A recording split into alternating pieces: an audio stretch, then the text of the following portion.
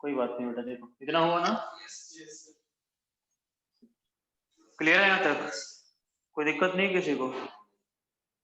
इसके आगे वाला क्वेश्चन जो लास्ट बचा हुआ ये कैसा होगा, दिख रहा है ना तुम लोगों को?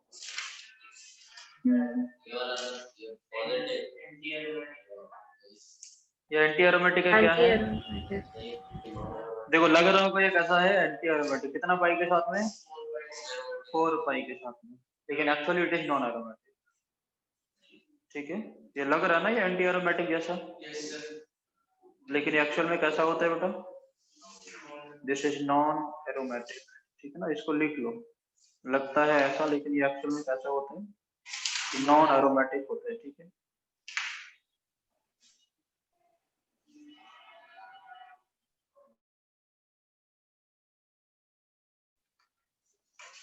लिखो एप्लीकेशंस ऑफ एरोमेटिसिटी।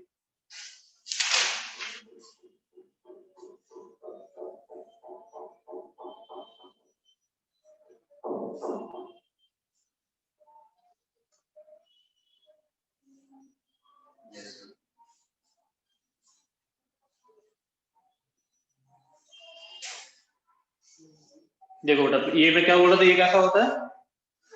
क्या आपको लग रहा है ये एंटी एरोमेटिक है, लेकिन इसको याद रखो इट इज नॉन एरोमेटिक। ये मॉलिक्यूल जो होता है वो कैसा होता है? नॉन एरोमेटिक है। तो यहाँ पे हफल रूल मत लगाना, ठीक है ना? वैसे कल वाले और भी क्वेश्चन में कुछ दिया था तुम लोगों को, जहाँ पे बताया था कि एरोमेटिक और दिख रहा था कि एंटी एरोमेटिक है, लेकिन वो नॉन एरोमेटिक था। तो वो 6 मेंबर का रिंग था, उसके ऊपर था। ठीक है ना?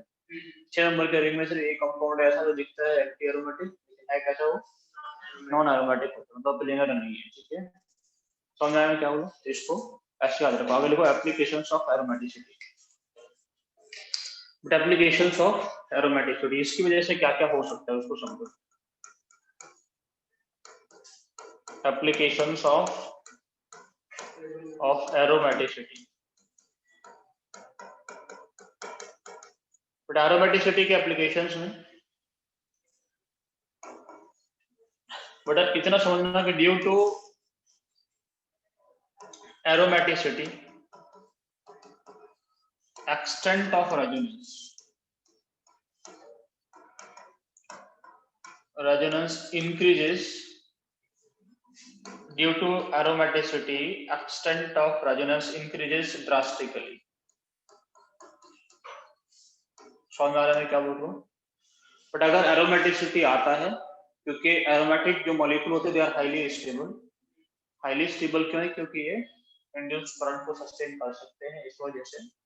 फिर यार डायट्रोपिक के नीचे, तो इनके वजह से बेटा क्या होता है, जब एरोमेटिसिटी अगर किसी मॉलिक्यूल के अंदर आएगा तो उसका स्टेबिलिटी कैसा होता है?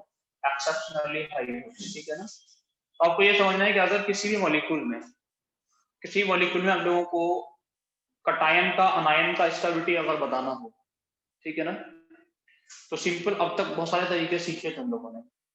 अगर किसी मॉलिक्यूल में स्टेबिलिटी जो आता है वो उस कटायन के अनायन के चार्ज की वजह से अगर एरोमेटिसिटी वो गेन कर ले, मतलब वो कैसा होगा?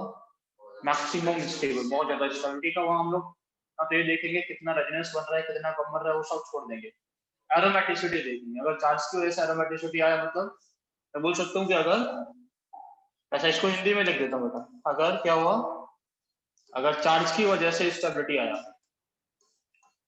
चार्ज की वजह से क्या हुआ बेटा? वजह से एरोमेटिसिटी आया। अगर चार्ज की वजह से एरोमेटिसिटी आते हैं तो वो कैसा होगा बेटा? वहां पे कैसा होगा? Maximum stability. मैक्सिमम स्टेबिलिटी समझ में आ रहा है मैं क्या बोल रहा हूँ? अगर चार्ज की वजह से एरोमेटिसिटी आए इसका मतलब मैक्सिमम स्टेबल। जैसे मैं तुम लोगों से बोलूं कि दो मॉलिक्यूल मेरे पास है बेटा, एक मॉलिक्यूल ही है, इन दोनों में तुम लोगों से पूछे कौन ज्यादा स्टेबल है। एक मॉलिक्यूल मेरे पास बेटा ये वाला, तुम लोगों से पूछे इन दोनों में कौन ज्यादा स्टेबल है, तो तुम लोग देखोगे, तुम लोग क्या करोगे बेटा? चार्ज को हटा के देखो, इस चार्ज को हटा दो यहाँ से, अब चार्ज को हटा के देखो क्या मॉलिक्यूल एरोमेटिक रहेगा? इसमें हटा दोगे तो कोई फर्क नहीं पड़ने वाला, फिर भी एरोमेटिक रहना है। लेकिन इस वाले मॉलिक्यूल में हटा दोगे तो बेटा, इस वाले मॉलिक्यूल में हटा दोगे तो एरोमेटिसिटी लॉस हो जाएगा। तो यहाँ पे स्टेबिलिटी किस वजह से बेटा? इस पॉजिटिव चार्ज की वजह से, इसलिए ज्यादा स्टेबल। समझ में आ रहा है मैं क्या बोल रहा हूँ? इसकी वजह से क्या है बेटा? एरोमेटिसिटी आ रहा है, मतलब कैसा होगा? मैक्सिमम स्टेबिलिटी का रहेगा। ठीक है, मैं तुम लोगों से उल्टा पूछा होता, ये एरोमेटिक हो रहा है ना, इस वजह से स्टेबल है, चार्ज की वजह से। मैं उल्टा पूछ लूं, नेगेटिव चार्ज देके पूछ लिया होता तो मैं तुम लोगों से बोला यहाँ नेगेटिव और इधर बेटा नेगेटिव, अब क्या होगा? तो उल्टा हो जाएगा स्टेबिलिटी। क्यों? क्योंकि ये हो जाएगा एंटी एरोमेटिक चार्ज की वजह से। ये कैसा हो जाएगा? एंटी एरोमेटिक तो रहना नहीं चाहेगा ना कोई मॉलिक्यूल। एंटी एरोमेटिक का स्टेबिलिटी कैसा होता है बेटा? सबसे कम होता है, लीस्ट स्टेबल होता है। ठीक है, मैं तुम लोगों से बोलूं बेटा ये दोनों मॉलिक्यूल मेरे पास में है, मेरे पास में एक ऐसा मॉलिक्यूल CH2, इसके पास है माइनस, ठीक है ना। एक मेरे पास में ऐसा कोई मॉलिक्यूल बेटा 5 नंबर का रिंग, यहाँ पे नेगेटिव चार्ज, पूछे कौन ज्यादा स्टेबल है? तुम लोगों को दिख रहा है इस नेगेटिव की वजह से इसमें क्या होगा? 6 के साथ में एरोमेटिक हो जाएगा, इसलिए ये कैसा होगा? ज्यादा स्टेबल होगा। ठीक है ना। अगर चार्ज की वजह से क्या हो रहा है? एरोमेटिसिटी आ रहा है, मतलब the compound is extremely stable. ठीक है ना। हम लोग इसके वजह से सिर्फ इतना ही लोग उसको एसिडिक और बेसिक नेचर भी बता सकते हैं। मैं तुम लोगों से पूछूं बेटा इन दोनों में कौन ज्यादा बेसिक है, मैं तुम लोगों से पूछूं बेसिक नेचर का ऑर्डर बताओ, बेसिक का। एक कंपाउंड मेरे पास में ये है बेटा, एक कंपाउंड मेरे पास में है NH2, ठीक है। एक और कंपाउंड मेरे पास में है, एक और कंपाउंड मेरे पास में है ऐसा कुछ, ठीक है। एक और कंपाउंड ऐसा है, ठीक है बेटा। अब तुम लोगों से पूछे इन दोनों में कौन ज्यादा बेसिक है, तुम लोगों से पूछे इन दोनों में कौन ज्यादा बेसिक है, तो बताओ थोड़ा बेसिक ऑर्डर इन दोनों में बताओ। इन दोनों में बेसिक ऑर्डर बताओ। सेकंड वाला ज्यादा बेसिक होगा बेटा। इन दोनों में पूछे, इन दोनों में पूछे, दो मैं कंपाउंड्स लिख रहा हूँ, दोनों में तुम लोगों को बेसिक का ऑर्डर देना है बेटा, ठीक है ना। ये वाला कंपाउंड, इन दोनों में कौन ज्यादा बेसिक है? इन दोनों में सेकंड वाला कि पहला वाला? देखो अब समझना बेटा, यहाँ पे लॉन पेयर है, क्या इस लॉन पेयर की वजह से एरोमेटिसिटी आ रहा है? नहीं, इस लॉन पेयर की वजह से आ रहा है, इस लॉन पेयर की वजह से एरोमेटिसिटी आ रहा है, मतलब this lone pair is highly conjugated, this lone pair is highly conjugated, मतलब लेस चांस ऑफ डोनेशन, आया ना। यहाँ पे डोनेशन का चांस कितना है बेटा? मिनिमम, आया ना। थोड़ा कौन ज्यादा बेसिक हो गया? ये वाला। तो इलेक्ट्रॉन इजीली देता है उसको बेसिक बोलते हैं ना। समझ में आ रहा है मैं क्या बोल रहा हूँ? जो इलेक्ट्रॉन इजीली देता है उसको बेसिक बोलते हैं, जो नहीं देगा उसको थोड़ी बेसिक बोलेंगे। समझ आ रहा है कि नहीं आ रहा? कोई दिक्कत नहीं? नो दिक्कत, ठीक है। चलिए हो गया इतना।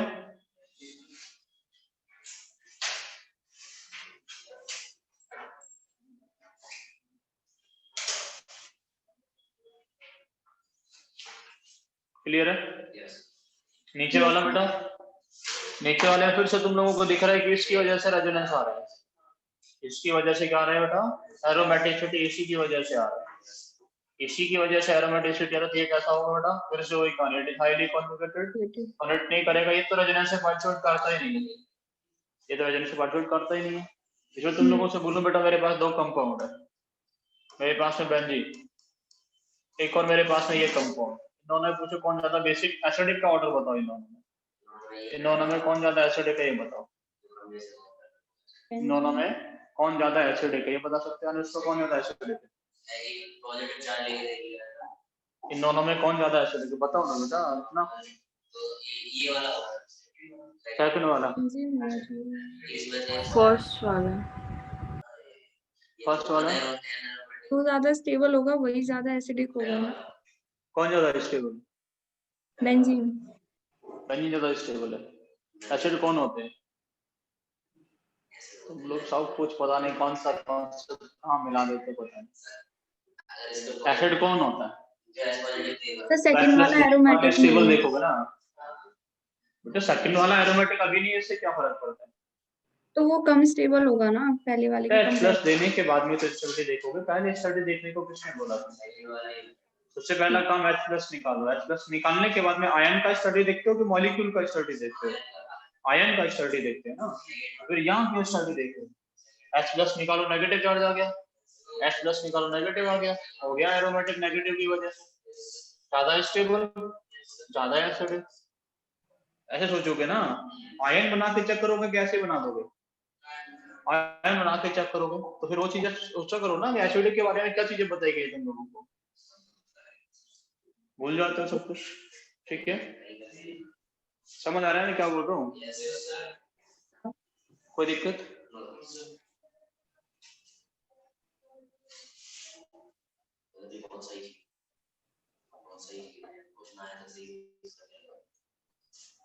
ना बेटा कुछ जगह पे लगेगा एरोमेटिसिटी। जब तुम लोगों से ये पूछो, हम लोगों के पास एक मॉलिक्यूल है बेटा, बेसिक नेचर बताओ इनका। मेरे पास में RCH double bond NH single bond NH2, एक ये मॉलिक्यूल है और एक ये मॉलिक्यूल हम लोगों के पास में है।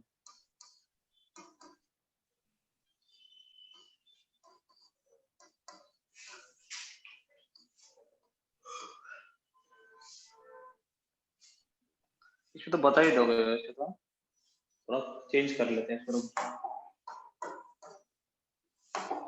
ऐसा कर लेते बेटा, बताना। यहाँ पे एक H लगा ले बेटा, इसके तो 3 बॉन्ड बन गया ना, इसके नहीं। इन दोनों में कौन ज्यादा बेसिक है बताओ?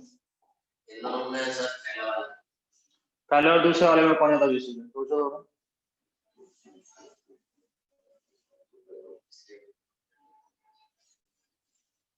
तो सर पहला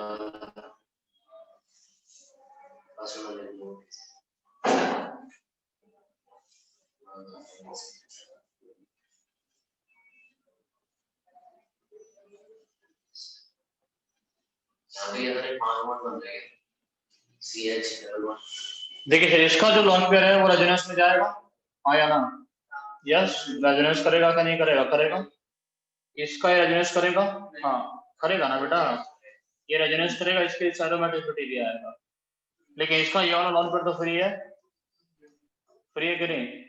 तो ज्यादा बेसिक हो गया। सिंपल तो सोचो, उसको रेजोनेंस नहीं कर रहा है तो एरोमेट, मतलब सारी चीजें थोड़ा सा इतना पढ़ा दिया है, सबका नेक्स्ट क्वेश्चन पूछा जाएगा तुम लोगों से, बी रेडी। ठीक है, समझ में आ रहा है मैं क्या बोला? कोई समस्या नहीं है? ये हो गया सभी को। मैं एक छोटा सा क्वेश्चन लिखूंगा, उसमें तुम लोगों को bond length, bond strength, double bond character, single bond character, ये सब बताना है। ठीक है ना?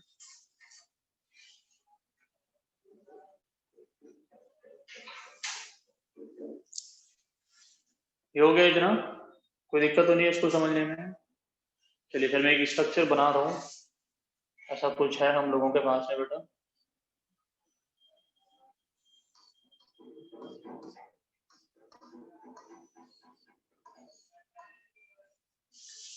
ठीक है,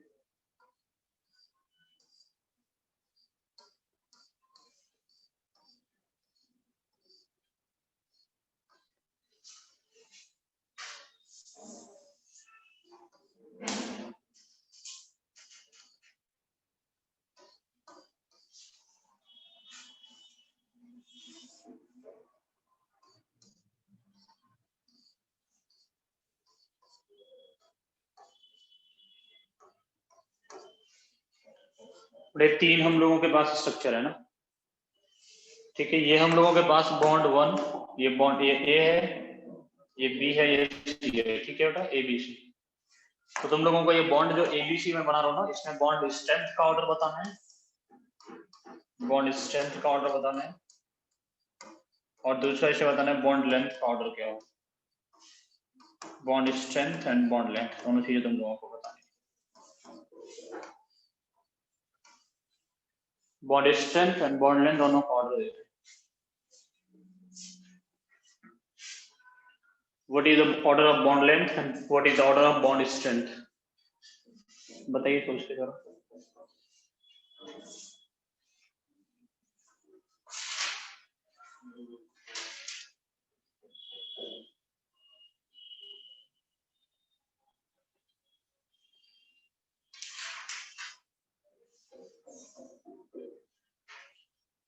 हुआ कुछ?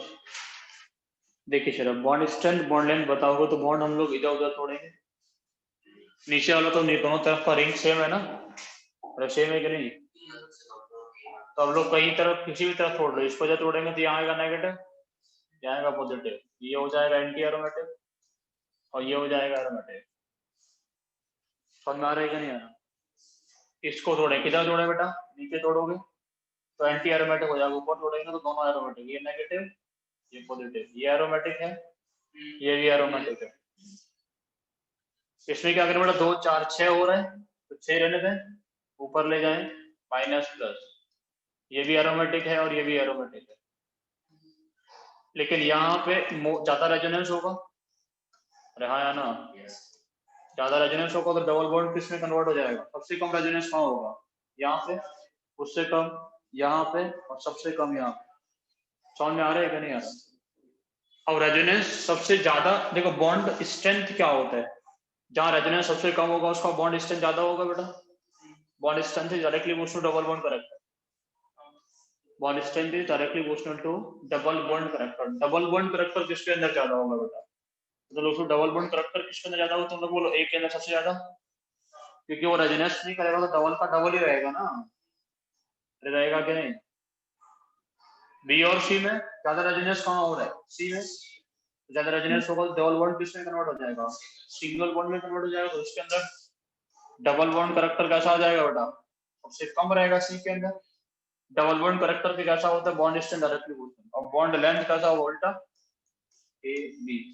समझ में आया कि नहीं आया? किससे बेटा ज्यादा कॉन्जुगेशन है? ये भी एरोमेटिक ये भी एरोमेटिक, या पाई बॉन्ड ज्यादा कॉन्जुगेशन, जितना ज्यादा कॉन्जुगेशन उतना ज्यादा रेजोनेंस। ए वाले केस में एंटी एरोमेटिक हो रहा है और ये एरोमेटिक, तो बनना चाहेगा एंटी एरोमेटिक, तो सबसे कम रेजोनेंस इसमें भाई लीस्ट स्टेबल हो जाएगा रेजोनेंस करने के बाद में इसका। समझ गए? चलिए बेटा आगे लिखोगे हेडिंग रेजोनेंस एनर्जी। क्या होता है तुम लोगों को पता है? बताओ क्या होता है? लिख दिया हमको, बना लो जल्दी।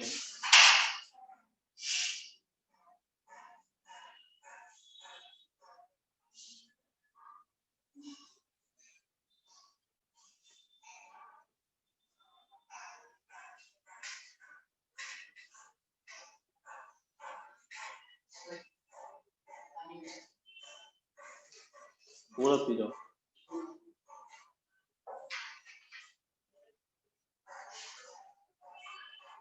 संडे को तुम्हारी क्लास रखें इस वक्त थर्मो की?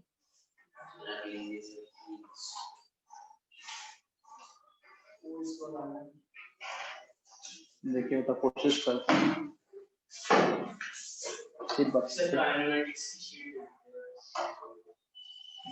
काइनेटिक्स की ना, काइनेमैटिक्स नहीं।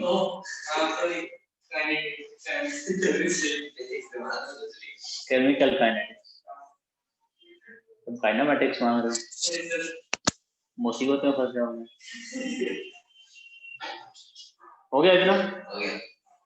पहले को रेजोनेंस एनर्जी होता क्या है? रेजोनेंस एनर्जी बताओ। हाँ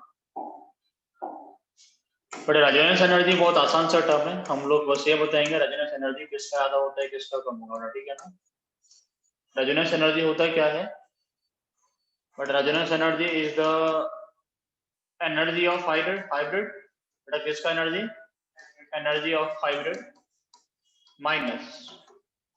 minus energy of most stable canonical form, ठीक है ना?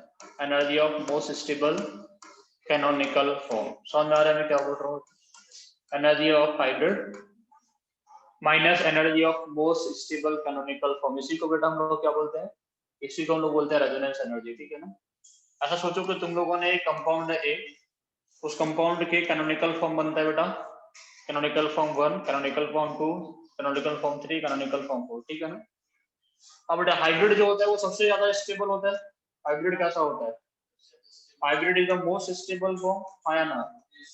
हाइब्रिड मोस्ट स्टेबल, सबसे कम एनर्जी तो इसी का होगा कि नहीं होगा? मान लो ये एनर्जी एक्सिस है बेटा, तो आपको एनर्जी मिलेगा कि नहीं मिलेगा? सबसे नीचे। समझ में आया मैंने क्या? हाइब्रिड जो मोस्ट स्टेबल फॉर्म होता है उसका एनर्जी आपको सबसे नीचे मिलेगा, उसके ऊपर मिलेगा किसका बेटा, उसके ऊपर मिलेगा, हो सकता है तुम लोगों को C2 मिल जाए, उसके ऊपर क्या मिल जाए तुम लोगों को C4 मिल जाए, उसके ऊपर क्या मिल जाए C1 मिल जाए, इसके ऊपर क्या मिल जाए बेटा, ऐसा हो सकता है। मान लो स्टेबिलिटी का ऑर्डर उनका भाई कैनोनिकल फॉर्म अलग अलग स्टेबिलिटी के हो सकते हैं कि नहीं हो सकते। थोड़ा मोस्ट स्टेबल कैनोनिकल फॉर्म कौन सा वाला बेटा, मोस्ट स्टेबल कैनोनिकल फॉर्म और हाइब्रिड के बीच का एनर्जी डिफरेंस कौन को क्या बोलते हैं बेटा, दिस इज रेजोनेंस एनर्जी। समझ में आ रहा है कि नहीं आ रहा, और रेजोनेंस एनर्जी कैसा होता है, इट इज नेगेटिव, अरे हाँ ना, नेगेटिव होगा मतलब एक्सोथर्मिक, अरे हाँ ना, मतलब बेंजीन को रख दो रखा रखा गर्म हो जाएगा, ऐसा होता है क्या, बेंजीन को रख दो रखा रखा गर्म हो जाएगा, नॉट एक्सोथर्मिक प्रोसेस, ठीक है ना। रेजोनेंस एनर्जी कोई एक्सोथर्मिक प्रोसेस थोड़ी है, मेरे समझ आ रहा है कि नहीं आ रहा। रेजोनेंस एनर्जी नेगेटिव क्यों आ रहा है, इसका मतलब ये है कि हाइब्रिड जो होता है वो मोस्ट स्टेबल फॉर्म होता है, दिस इज नॉट एक्सोथर्मिक। ऐसा थोड़ी तुम लोग कोई भी कंपाउंड रख दोगे वो गर्म होता रहेगा, ब्लास्ट कर देगा एक जाके गर्म होता है। समझ में आ रहा है मैं क्या बोल रहा हूँ, ठीक है ना। इसका मतलब नॉट एक्सोथर्मिक, ठीक है बेटा, इसका बिल्कुल भी मतलब नहीं होता कि रिएक्शन एक्सोथर्मिक है। समझ में आ रहा है मैं क्या बोल रहा हूँ, इसका मतलब बिल्कुल भी ये नहीं होता कि रिएक्शन कैसा है बेटा, एक्सोथर्मिक। समझ में आ रहा है मैं क्या बोला, कोई दिक्कत नहीं है। देखो सिंपल सी बात, ये समझ में आ गया मैं क्या बोला, रेजोनेंस एनर्जी क्या होता है, क्लियर है, थोड़ा सा सिंपल सा टर्म बेटा। देखो रेजोनेंस एनर्जी होता है वो that is directly proportional to extent of resonance, क्या होता है बेटा, डायरेक्टली प्रोपोर्शनल है किसके, एक्सटेंट ऑफ रेजोनेंस के डायरेक्टली प्रोपोर्शनल होता है रेजोनेंस एनर्जी, यानी it is directly proportional to each of resonance, इसके डायरेक्टली प्रोपोर्शनल, जितना आसानी से रेजोनेंस हो सकता है उतना ज्यादा क्या होगा बेटा उसका रेजोनेंस एनर्जी होगा। खुद सोच के देखो, खुद सोच के देखो, मान लो एक मॉलिक्यूल मेरे पास ए है, एक दूसरा मॉलिक्यूल बी है, इसमें क्या है बेटा, इसमें एक्सटेंट ऑफ रेजोनेंस ज्यादा है, एक्सटेंट कैसा रेजोनेंस का, एक्सटेंट ऑफ रेजोनेंस जो है वो काफी ज्यादा है। अब एक्सटेंट ऑफ रेजोनेंस काफी ज्यादा है मतलब इसका जो कैनोनिकल फॉर्म होगा वो ज्यादा स्टेबल होगा, हाँ या ना, इसका कैनोनिकल फॉर्म कैसा होगा बेटा, ज्यादा स्टेबल होगा, 100% ज्यादा स्टेबल होगा।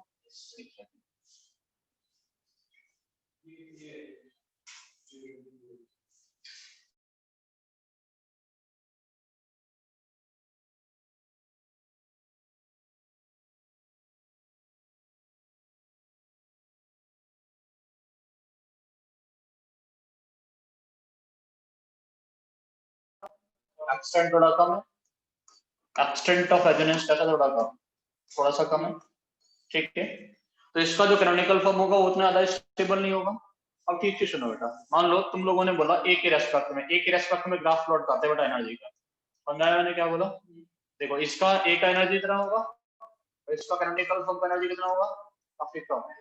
समझ आ रहा है कि नहीं आ रहा है, इसका हाइब्रिड का एनर्जी कैसा काफी कम, और क्यों होगा, हाइब्रिड ऑफ ए का एनर्जी कम क्यों होगा, क्योंकि एक्सटेंट ऑफ रेजोनेंस ज्यादा है तो हाइब्रिड ज्यादा स्टेबल बनेगा, ये डिफरेंस होगा वो ज्यादा निकल के आएगा कि नहीं निकल के आएगा, ज्यादा निकल के आएगा ना। अब बी के रेस्पेक्ट में ग्राफ प्लॉट करते तो एनर्जी का, ये बी का एनर्जी, अब ये किसका एनर्जी है उसके, हाइब्रिड ऑफ बी का एनर्जी, तो एनर्जी कितना आ गया, कम, तो हाइब्रिड का एनर्जी जितना ज्यादा होगा उतना कम रेजोनेंस एनर्जी होगा, और हाइब्रिड का एनर्जी कम कब होगा, जब एक्सटेंट ऑफ रेजोनेंस ज्यादा होगा। समझ में आया मैंने क्या बोला, हाइब्रिड का एनर्जी कम कब होगा बेटा, जब एक्सटेंट ऑफ रेजोनेंस ज्यादा होगा।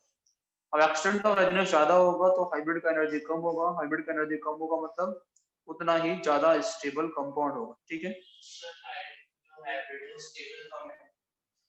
हाइब्रिड अगर स्टेबल कम है तो रेजोनेंस एनर्जी कम है, हाइब्रिड भी कम स्टेबल, केमिकल फॉर्म भी कम स्टेबल, दोनों को इसका डिफरेंस कैसा, बहुत कम, हाइब्रिड बहुत ज्यादा स्टेबल, केमिकल फॉर्म कम स्टेबल, डिफरेंस कैसा, ज्यादा, ज्यादा रेजोनेंस एनर्जी।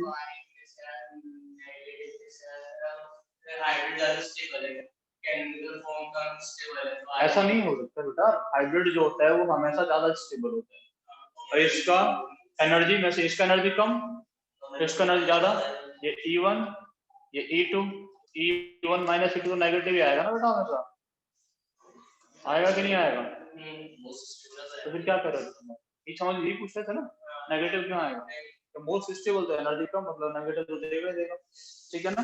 क्वेश्चन लिखो, arrange the following in resonance energy order, arrange the following in resonance energy order, arrange the following in resonance energy order, arrange the following in resonance energy order. ठीक है बेटा,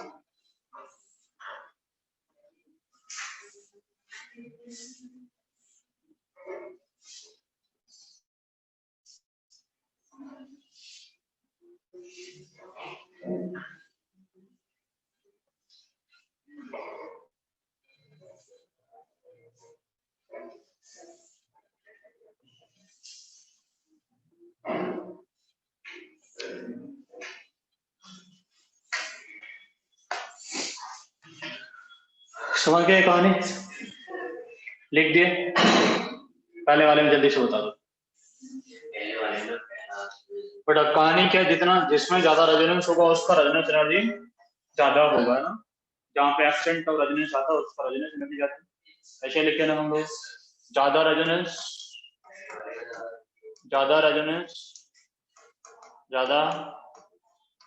energy Hindi में लिख दिया। ठीक है बेटा, हिंदी समझ आती है, ज्यादा रेजोनेंस एनर्जी। ठीक है ना, इसमें ज्यादा रेजोनेंस, इसमें ज्यादा रेजोनेंस एनर्जी। ठीक है, इन दोनों में बताओ, जल्दी से।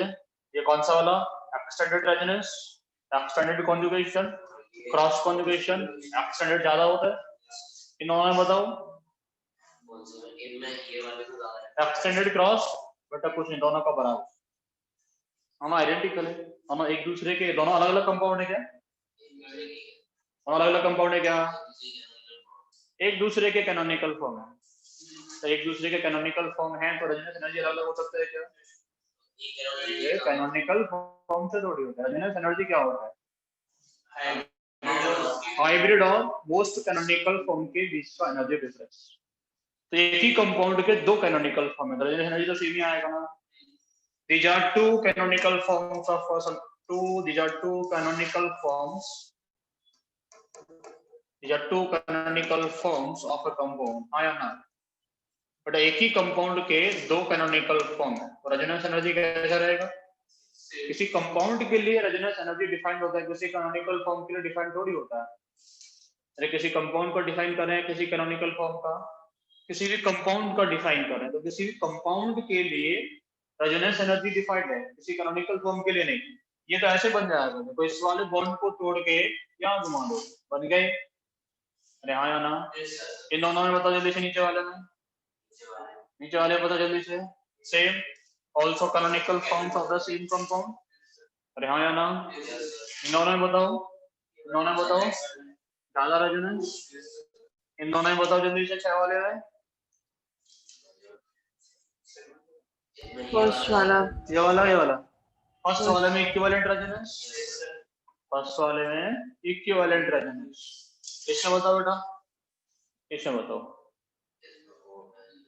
अब देखो यहाँ पे लॉन्च पे रेजोनेंस करेगा इसका, या इसका लॉन्च पे रेजोनेंस करेगा, या इसका लॉन्च पे रेजोनेंस करेगा। देखो सबसे पहली बात, जिसके पास में वैकेंट एडी ऑर्बिटल्स है, इसके पास वैकेंट एडी है, तो बेटा इसके केस में तो एक्स्ट्रा रेजोनेंस होगा, होगा कि नहीं होगा?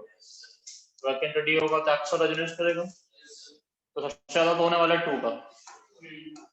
1 और 3 में किसका ज्यादा होगा बेटा? तो कौन आसानी से लॉन्च पेयर को देकर रेजोनेंस करा सकता है? 3 नाइट्रोजन है ना, फिर उसके बाद 1 कौन आया कि नहीं आया? 3 का क्यों आता है? क्योंकि लॉन्च पेयर देकर रेजोनेंस कराना है, तो लॉन्च पेयर देके रेजोनेंस करने का चांस किसमें ज्यादा है? 3 वाले में नाइट्रोजन आसानी से दे सकता है, इसलिए समझ आ रहा है मैंने क्या बोला? इन दोनों में बेटा रेजोनेंस होगा ही नहीं, हाँ है ना, तो 0 होगा ना छोटा रेजोनेंस एनर्जी, नो रेजोनेंस। इन दोनों में बताओ, इसमें एक्शन रेजोनेंस आता है ना बेटा ना? देखो 1 2 3 कितना पाई? 6 पाई, या कितना पाई? 6 पाई। ये एरोमेट्रिक है, थोड़ा दिमाग खोल के काम करना, ठीक है? एरोमेटिक है तो एक्सटेंट ऑफ रेजोनेंस ज्यादा, एरोमेटिक है तो एक्सटेंट ऑफ रेजोनेंस ज्यादा, रेजोनेंस एनर्जी ज्यादा। इन दोनों में बेटा, इन दोनों में ये एंटी एरोमेटिक है, और एंटी एरोमेटिक, और ये कैसा है? नॉन एरोमेटिक, इसलिए उसका रेजोनेंस एनर्जी ज्यादा। समझ में आ रहा है कि नहीं आ रहा? एंटी एरोमेटिक, नॉन एरोमेटिक में कौन ज्यादा स्टेबल होता है, किसमें एक्सटेंट ऑफ रेजोनेंस ज्यादा होगा? नॉन एरोमेटिक में। इन दोनों में बेटा सेकंड वाला ना, वैकेंट ऑर्बिटल्स और 3 ऑक्सीजन बेटा, यहाँ पे 3 इक्विवेलेंट रेजोनेंस बनेंगे, 2 इक्विवेलेंट बनेंगे। यहाँ कितना इक्विवेलेंट है, लेकिन मोर कॉन्जुगेशन है ना इसमें, है कि नहीं? मोर कॉन्जुगेशन, इसलिए ज्यादा रेजोनेंस एनर्जी। समझ गए क्या? कोई दिक्कत? कोई दिक्कत नहीं, ठीक है ना? एक रेजोनेंस हम लोग तुम्हें कल पढ़ाएंगे, जिसको सिग्मा और डांसिंग रेजोनेंस बोलते हैं। पहले हाइपर कॉन्जुगेशन लिखो, हाइपर कॉन्जुगेशन। जानते हैं हाइपर कॉन्जुगेशन क्या होता है?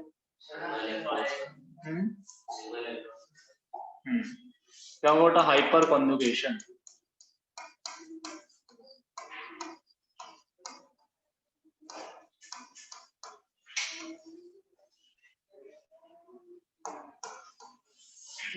हाइपर कॉन्जुगेशन क्या है बेटा? Delocalisation, delocalisation of sigma bond, है ना, adjacent to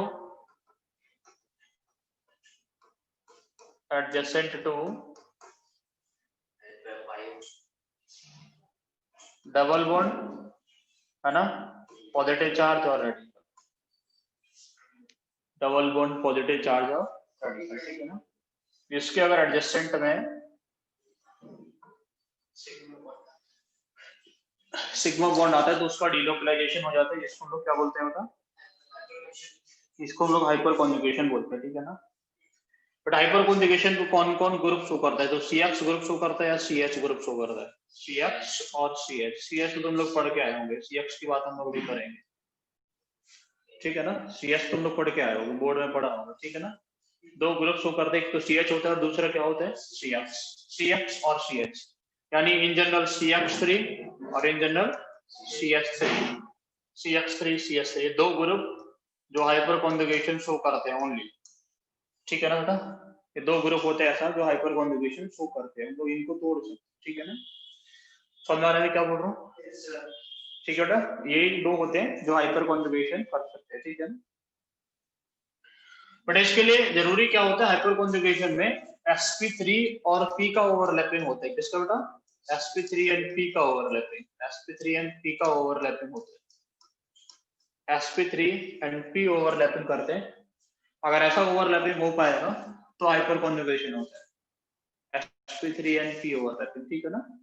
समझ आ रहा है क्या बोल रहा हूँ? sp3 एंड p ओवरलैपिंग की वजह से हाइपर कॉन्जुगेशन होता है, ठीक है बेटा।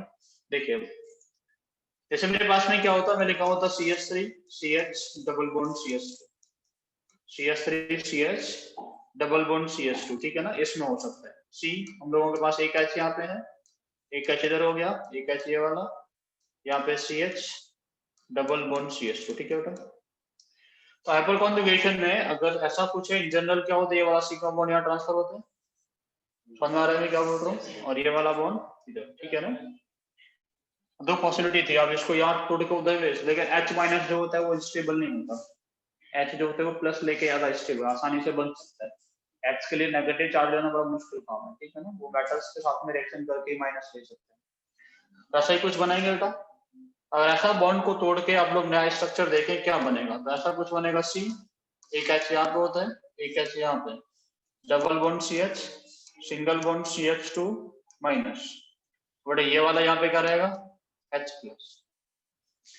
एक बात समझना, this H plus is not free, this H plus is not free, है ना। ये ऐसा नहीं ये इधर उधर घूम सकता है, this is not free for the movement.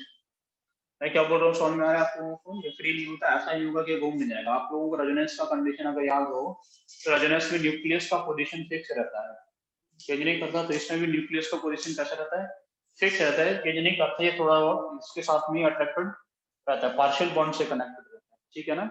आप चाहें तो देखेंगे कि सिर्फ ये वाला H हम लोग पार्टिसिपेट करा, ऐसे ये वाला H भी पार्टिसिपेट कर सकता था, ऐसे ये वाला H भी पार्टिसिपेट करता था, तो कितने स्ट्रक्चर बनेंगे टोटल, 3 बन जाएंगे। समझ आ रहा है कि नहीं आ रहा? इसका अगर हाइब्रिड बनाओगे तो कैसा दिखेगा आप लोगों को, C single bond CH, single bond CH2, ये पार्शियल डबल, ये पार्शियल डबल बॉन्ड, यहाँ पे कैसा आएगा, पार्शियल माइनस, पार्शियल बॉन्ड से H, पार्शियल बॉन्ड से H, पार्शियल बॉन्ड से H, यहाँ पे कैसा आएगा, partial plus, partial plus, partial plus. समझ आ रहा है कि नहीं आ रहा? ऐसा इसका हम लोग बेटा हाइब्रिड बना सकते हैं, ठीक है।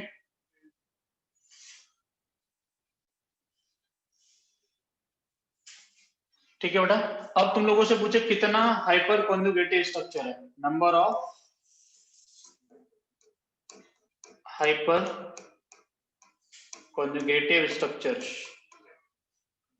किसके इक्वल होगा बेटा, number of hyper conjugative structures is equal to alpha h is equals to number of alpha h। समझ आ रहा है मैं क्या बोल रहा हूँ, नंबर ऑफ अल्फा h के इक्वल ही रहता है, जितना अल्फा h होगा उतने बेटा हाइपर कॉन्जुगेटिव स्ट्रक्चर बनता है, ठीक है ना। इतने स्ट्रक्चर आप लोग और बना सकते हो। It is clear, number of hyper conjugative structure is equal to number of alpha h, ठीक है।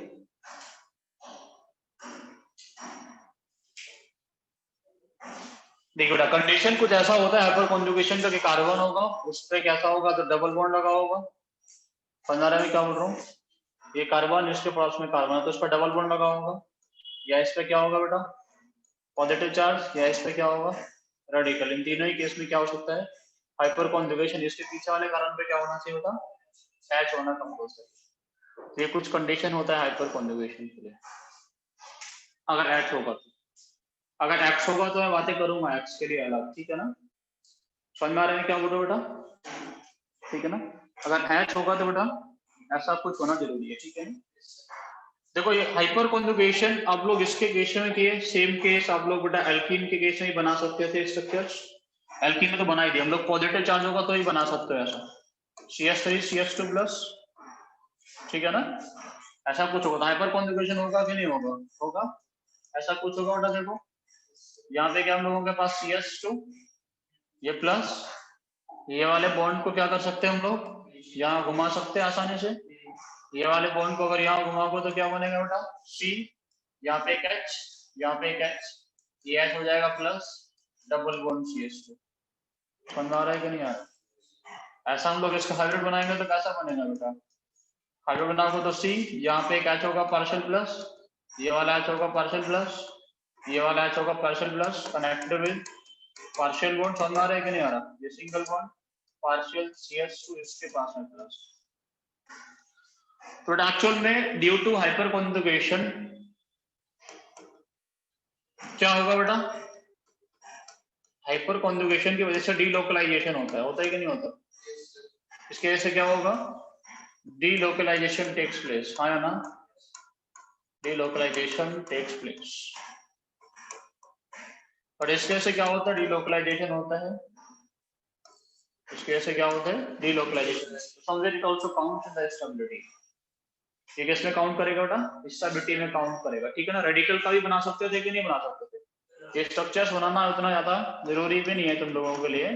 CH3 CH2 रेडिकल इसके भी स्ट्रक्चर्स बन सकते हैं, ठीक है ना? बट हाइपर कॉन्जुगेशन का जो होता है, हाइपर कॉन्जुगेशन भी दो तरीके से काम करता है। हाइपर कॉन्जुगेशन जो होता है बेटा, वो दो तरीके का होता है। इसको हम एच इफेक्ट बोलते हैं। क्या बोलते हैं? H effect. एच इफेक्ट भी दो तरीके का होता है, plus H and minus H. H effect कितने तरीके का होगा? दो तरीके का। एक प्लस एच इफेक्ट होता है और दूसरा कैसा होता है? Minus H effect. दो तरीके का इफेक्ट ये शो करता है, प्लस एच एंड माइनस, ठीक है ना? अब प्लस एच इफेक्ट क्या है, माइनस एच इफेक्ट क्या है, इसकी बात हम लोग करते हैं, ठीक है बेटा? देखिए बेटा, प्लस एच इफेक्ट क्या होगा? मान लो मेरे पास में ये कोई बेंजीन है, बेंजीन पे तुम लोगों ने CH3 लगा के रखा है। क्या लगा के रखा? CH3। बेटा CH3 लगा के रखा है तो ये वाला बॉन्ड टूटेगा इधर, ये वाला बॉन्ड टूटेगा इधर। कैसे चार्ज आएगा इसके अंदर?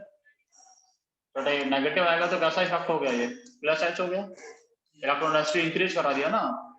जो इलेक्ट्रॉन डेंसिटी इंक्रीज कराएगा उसको लोग पॉजिटिव हाइपर कॉन्जुगेशन इफेक्ट बोलेंगे। समझ में आ रहा है कि नहीं आ रहा? समझ आया मैंने क्या बोला? ये कैसा होगा? तो प्लस एच। तो CH3 जो होता है वो कैसा होता है? प्लस एच इफेक्ट शो करता है। एल्काइल ग्रुप क्या करता है बेटा? प्लस एच इफेक्ट शो करेगा, ठीक है ना? कौन सा इफेक्ट शो करता है? Plus H, positive hyper conjugation, ठीक है ना? अगर मैं बातें करूं स्ट्रेंथ की बात करूं, स्ट्रेंथ किसका ज्यादा होगा बेटा? तो स्ट्रेंथ की अगर बात करूं तो mesomeric effect is much more powerful than hyper conjugation, much more powerful than inductive. Mesomeric effect much more powerful than hyper conjugation, much more powerful than inductive. समझ में आ रहा है मैंने क्या बोला? Mesomeric effect much more powerful than hyper conjugation, much more powerful than inductive, ठीक है? अच्छी बात यह है कि जो एच इफेक्ट होता है, plus H effect, that works at both ortho and para position, at both ortho and para position, at both ortho and para position with equal strength है ना? with equal strength। बेटा equal strength से ortho and para position दोनों पे काम करता है। H effect works at both ortho and para position with equal strength and it is absent at Meta position. जैसे हाइपर कॉन्जुगेशन था उसी की तरह मेटा पोजीशन पे क्या रहता है? एब्सेंट रहता है। ऑर्थो एंड पैरा पोजीशन पे इक्वल स्ट्रेंथ से काम करते हैं। समझ आ रहा है क्या बोल रहे हैं? ऑर्थो एंड पैरा पोजीशन पे क्या करते हैं बेटा? इक्वल स्ट्रेंथ से काम करते हैं, ठीक है ना? जैसे मैं तुम लोगों से पूछूं, मेरे पास में एक कंपाउंड है, मेरे पास में ये कंपाउंड है बेटा, यहाँ पे नेगेटिव चार्ज, ना तुम लोगों ने लगा करा CH3, दूसरा एक और कंपाउंड, यहाँ पे बेटा नेगेटिव चार्ज, यहाँ लगा के रखा CH3। तुम लोगों से पूछे कौन सा वाला ज्यादा स्टेबल, तुम लोगों से पूछे कौन सा वाला ज्यादा स्टेबल, तो देखो ये कौन सी पोजीशन पे लगा है बेटा? ये कौन सी पोजीशन पे लगा है? यहाँ कौन सा वाला इफेक्ट शो करेगा? ये प्लस एच। यहाँ पे कौन सा शो करेगा बेटा? Plus H. प्लस एच और प्लस एच दोनों ही क्या करते हैं? स्टेबिलिटी को डिक्रीज कराते हैं ना। प्लस एच ज्यादा डिक्रीज कराएगा तो ज्यादा स्टेबल हो गया। क्यों? क्योंकि ये धीरे धीरे नेगेटिव चार्ज प्रोड्यूस कर देगा। धीरे धीरे क्या कर देगा? ये नेगेटिव चार्ज प्रोड्यूस कर देगा ना। नेगेटिव प्रोड्यूस कर देगा तो कम स्टेबल हो जाएगा। समझ में आ रहा है मैंने क्या बोला? कोई दिक्कत नहीं तुम लोगों को, है ना? Is it clear? कोई दिक्कत हुई? समझ आ रहा है मैं क्या बोल रहा हूँ? ठीक है ना? नहीं आया समझ?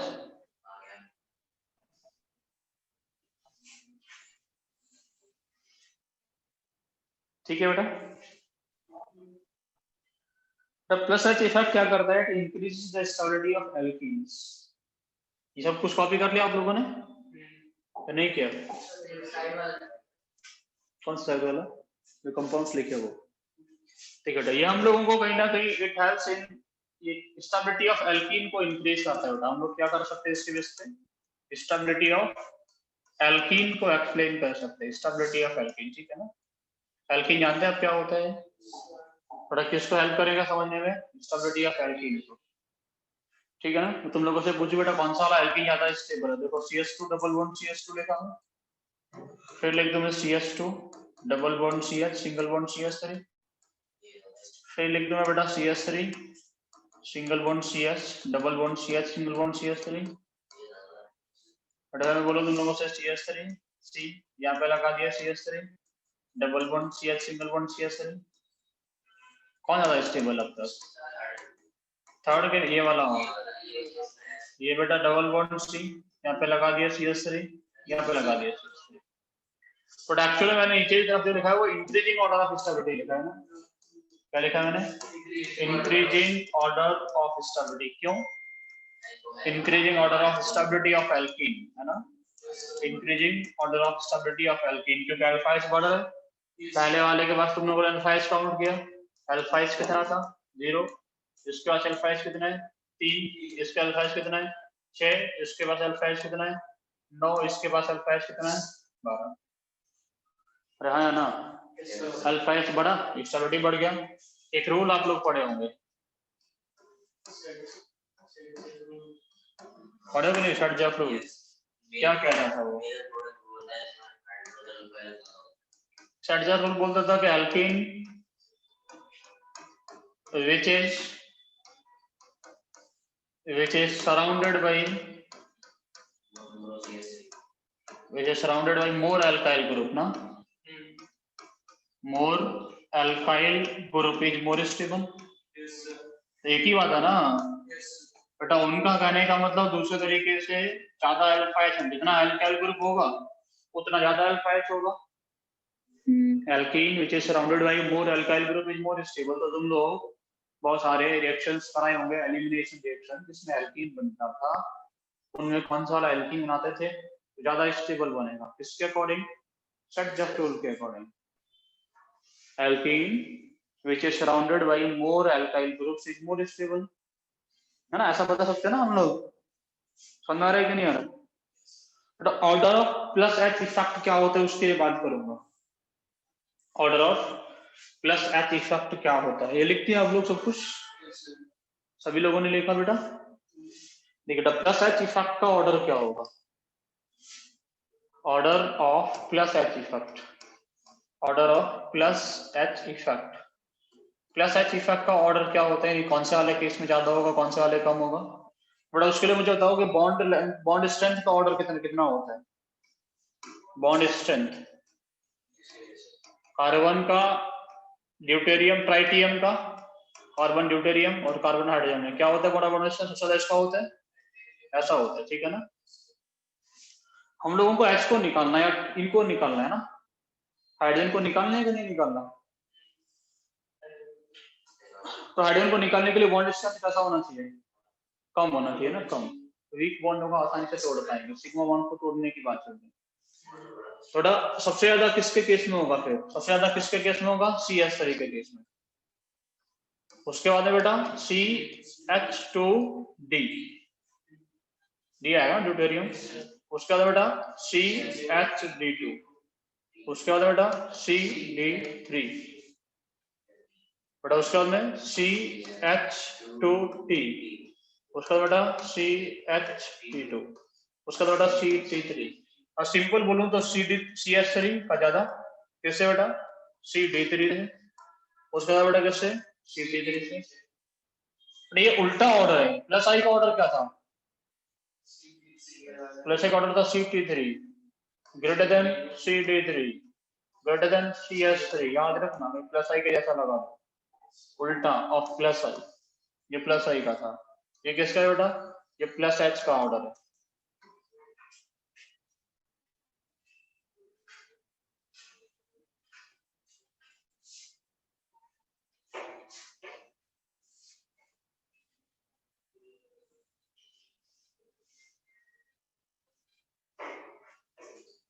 तुम्हें लग रहा है कुछ ऑर्गेनिक ऑर्गेनिक चल रही है कि ऐसे पढ़ रहे हो?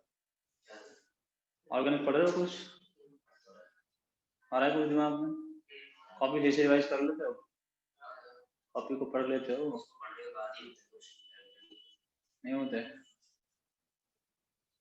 चलो हो गया इतना, कोई दिक्कत, कोई समस्या तो नहीं तुम लोगों को? ठीक है बेटा, कार्बो का टाइम पे क्या इफेक्ट होता है? ये अल्कीन का स्टेबिलिटी इंक्रीज करता था, it can also increase the stability of the, it can also increase the stability of 1 2 3 4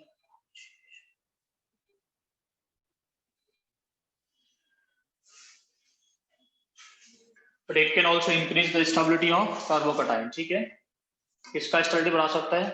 carbocations का स्टेबिलिटी बढ़ा सकता है। अरे हाँ या ना? कैसे बढ़ा सकता है कार्बोकैटायंस का स्टेबिलिटी? मतलब CH3 CH2 plus hyper conjugation होगा कि नहीं होगा? हाइपर कॉन्जुगेशन जैसे पॉजिटिव चार्ज डीलोकलाइज करेगा कि नहीं करेगा? 100% डीलोकलाइज करेगा, है ना? थोड़ा कार्बोकैटायन का स्टेबिलिटी किसका directly proportional to alpha H. किसका directly proportional? It is directly proportional to, ऐसा लिख दो, number of alpha hydrogen, directly उस नंबर ऑफ अल्फा हाइड्रोजन। मैं तुम लोगों से बोलो CH3 और CH2 प्लस में किसका स्टेबिलिटी ज्यादा? तुम लोग बोलोगे किसका ज्यादा होगा? इसी का, इसी के ज्यादा 3 degree more stable than 2 degree more stable than 1 degree than CH3 plus. हाँ या ना?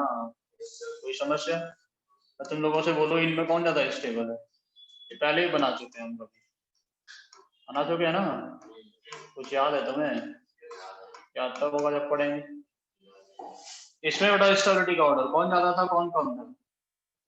चलो बताओगे बेटा, इसके पास में यहाँ इसका अल्फा एच कितना है? 1, इसके पास में अल्फा एच कितना है बेटा? 3 2 5 2 7, इसके पास में अल्फा एच कितना है बेटा? जल्दी से बताओ, यहाँ पे और यहाँ पे ना 3 और 2 is greater than 3 is greater than 1। समझ सकते कि नहीं समझ सकते? अल्फा एच कहाँ से काउंट किए सोने है ना? नहीं आया कुछ समझ? इसके लिए अल्फा एच कहाँ, ये वाले पॉजिटिव के लिए 1 2 3 जगह पे, 2 यहाँ 3 है। इसके लिए सिर्फ ये वाली जगह पे 1 है और ये वाली जगह पे 2 है। समझ गए? कोई समस्या हुई? कोई समस्या नहीं हुई ना? कार्बोकैटायंस का स्टेबिलिटी हम लोग इसके बेस से बता सकते हैं ना? समझ आ रहा है कि नहीं आ रहा है?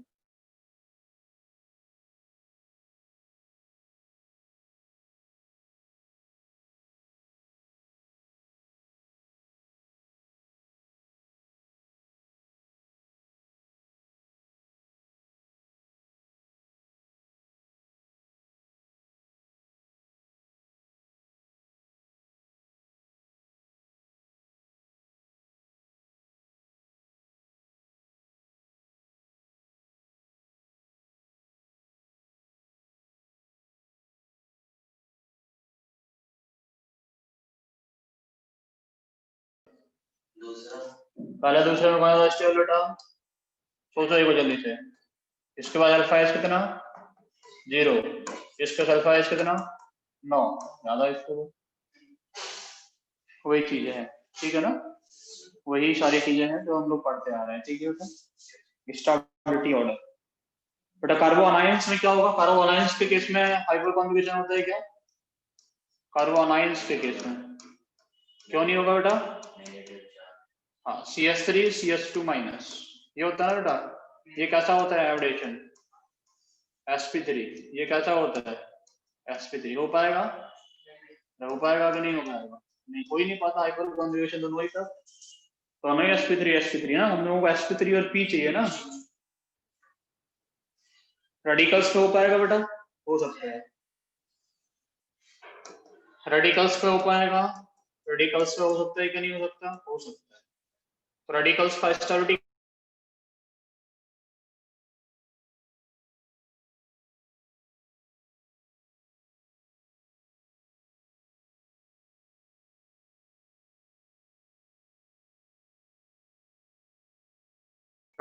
रेडिकल का stability directly proportional to number of alpha H, ठीक है? इसी वजह से रेडिकल का स्टेबिलिटी होता है 3 degree 2 degree 1 degree CS3 radical. CH3 3 degree 2 degree 1 degree और फाइनली क्या होगा CH3 रेडिकल। ठीक है,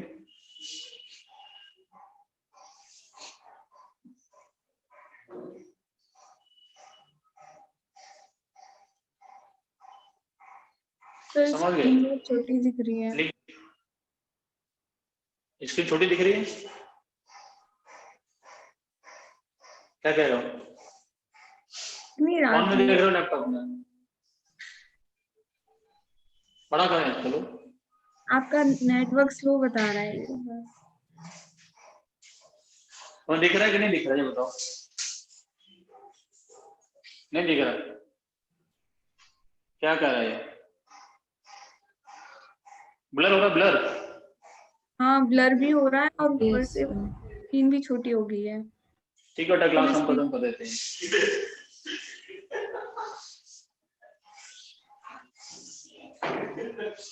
इसके पहले का तो लिख लिए थे ना। ठीक है, तो minus H effect next class में पढ़ाएंगे, ठीक है, टेंशन मत लो तुम। कल बेटा हम लोग solutions and colligative property timing में आपको फिजिक्स से डिस्कस करके भेज दूंगा, उनका टाइमिंग क्या है, ठीक है ना।